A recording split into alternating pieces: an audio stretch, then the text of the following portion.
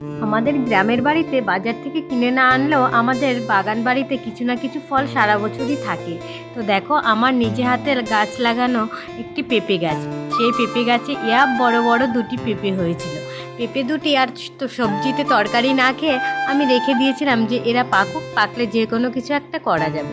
হঠাৎ করে দেখলাম অনেক দিন বাদে পেঁপেটায় এরকম রঙিন হয়ে এসেছে, উপর দিয়ে হালকা হালকা হলুদ হয়েছে।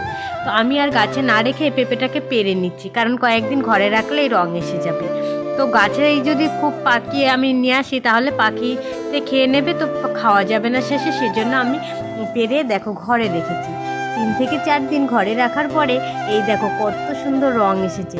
আর পেঁপেটা বন্ধুরা নয় নয় করেও 3 কিলোর উপরে হবে। আমার নেহা তো এত ভারী যে উঁচুই করতে পারছিল না, তবুও কষ্টে সৃষ্টে একটু উঁচু করে নিল। আর নেহার ফল খেতে ও ভীষণ ভালোবাসে, যে কোনো ফল হোক না কেন। ওর বাবা কালকে তরমুজ এনেছিল, সেটা খাওয়া শেষ করে এখন বলছে মা আমি পেঁপে খাবো। বেশ অনেক দিন থেকে এই পেঁপের প্রতি ওর লোভ রয়ে গেছে, সেজন্য আর বেশি দেরি না করে আজকে পেঁপেটা কেটে নিলাম। আর যদি একেবারে নরম হয়ে যায় তাহলে খেতে বেশি ভালো লাগবে না, সেজন্য একটু শক্ত অবস্থাতেই কাটলাম।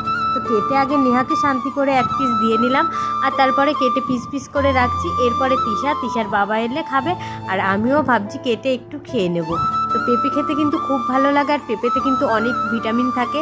তো পেঁপে এগুলো খাওয়া কিন্তু শরীরের পক্ষে খুবই উপকার। আমরা কিনে যে ফলগুলো খাই সেগুলোতে অনেক সময় অনেক রং কেমিক্যাল দেওয়া থাকে, কিন্তু বাড়ির এই যে পাকা ফলগুলো এতে কিন্তু কোনো রকম খারাপ কোনো ক্ষতিকারক কোনো কিছুই থাকে না। তো পেঁপেটা খেয়ে নিলাম, দেখি খুব মিষ্টি বন্ধুরা।